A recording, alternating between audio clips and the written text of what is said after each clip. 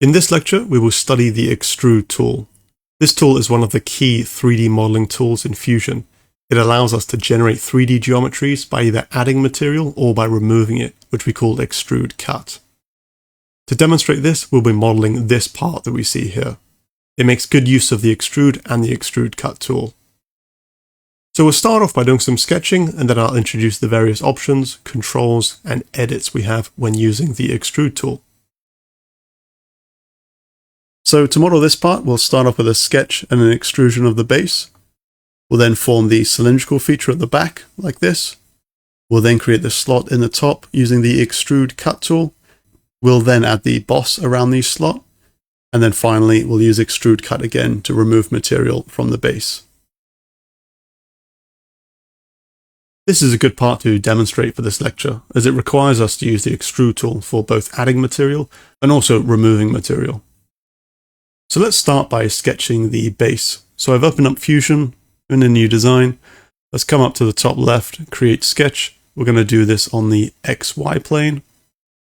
Let's start off with the line tool, so hit L on the keyboard. We'll start at the origin.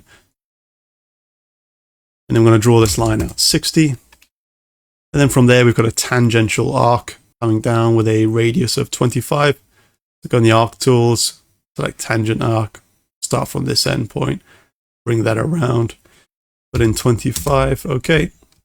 And then from there, back into the line tool, come across by 60. And then we have another arc here. So I'm going to continue to do that in the line tool. Just going to hold down the left mouse button and drag that up to the endpoint here. That's good. So the sketch is not yet fully defined. We've got the tangency between this line and this arc, and the tangency here between this arc and this line. We do need another tangency between these two here. We don't need one at the origin because the arc snaps onto the origin, and that forms a coincident constraint. From here, now there is a through hole on the left-hand side. That's a radius of 10. So hit C on the keyboard from the center, put in a diameter 20. And then we've got a center-to-center slot over here. Let's go create, put in the slot, center-to-center. It starts from the center point of this arc and comes across. I'm just going to put the slot in there and then dimension that up afterwards. So center to center, we have 12 mil. And then the radius of the slot, we have 6 mil. So that's our first sketch complete. And we have 3 profiles here. We have this profile, we have this profile within the circle, and this profile within the slot. Let's come up to Finish Sketch on the top right. Let's go on the Home view. So next to the view cube, just hit the Home icon. And let's come over to Solid. And we've got the option to extrude here. So this is the shortcut E on the keyboard. And our toolbox pops up. In terms of the type of extrusion, we have the default extrude or the general extrude, which is most common. And then we also have thin extrude as well. So this is very similar to shelling a part, and we'll be looking at that later. But for now, we're going to focus on extrude. In terms of profiles, we'll need to select one of the 3 profiles. So we've got 1, 2, and 3. We want to select this one here, so I'll left click there. In terms of the starting point for the extrusion, we want that to be on the profile plane. So that is the plane in which we drew the sketch on. Now there are other options like offset, so we can offset an extrusion by a distance. For example, if I select offset, I put my offset as, let's go for 50 mil, and my extrusion distance, let's say 10. We'll see here that the extrusion does not start on the plane. It's actually offset by 50 mil. And then we've got our 10 mil extrusion. That's not exactly what we're looking for. We'll exit that. Let's go back to profile plane, select that profile again. And then we have another option here, which is direction. So in this case, we're just extruding in one direction where we see the arrow is, like so. But we have got the option as well for 2 sides. So this is where we can control the extrusion in one direction and then in another as well. So we've got these side 1 and side 2, but in this case we're just going to go with the one side. There's also symmetric as well. So symmetric would be an equal distance both sides. So if we said, let's say 20 mil, be 20 mil in one direction and 20 mil in the other, unless we change the measurement here to the whole length, in which case it will be 10 mil in one direction and 10 mil in the other. So an overall extrusion of 20 mil. Let's change the direction back to one side. We've then got extent type. So distance is where we state a distance for it to extrude. So we manually input a figure there. We've got to object, so that's in the case where we can extrude to another body or a face or perhaps a plane that we've inserted. And then we've also got all as well. So this is where Fusion would recognize all of the bodies within the path of the extrusion and then extrude up into that point. We'll take a look at that later. Let's keep it on distance for now. And as per the drawing, we have a extrusion of 10 mil and a 0 degree taper. So if I change the taper, let's say to 25 degrees, and then I click on the front view, we can see there that it's tapering. Okay, so if I scroll this way, we see that taper all the way around. And if we want it to taper in the other direction, we can just put a minus in front of it, and it will taper like so. But we're not so much interested in tapers for now. We'll keep that as 0. And the last option here is operation. So we've got join, cut, intersect, new body, and component. So we want to leave our first extrusion as new body. And then for any further extrusions, we can then investigate whether they are to join onto an existing body, to cut that body, which we'll be doing today, or to intersect and so forth. So let's press OK there. Next up, let's do the circular feature on the left-hand side with the through hole and the slot running through it.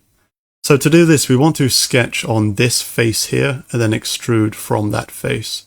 So to do this, we can either click on Create Sketch and then select the face, or a shortcut is just to right-click and then select Create Sketch.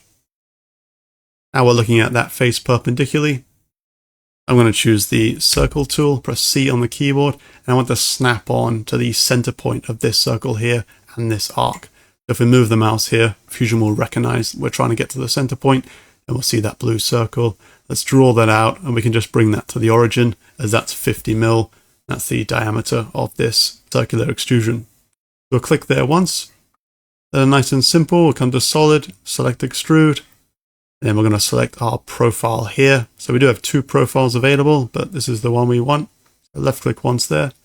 In terms of the toolbox, everything here is to be left as default, and under distance we want to enter in 30 minus 10, which is 20. And now as we look at the operation, you'll see that Fusion will no longer be generating a new body. Instead, it will create a join.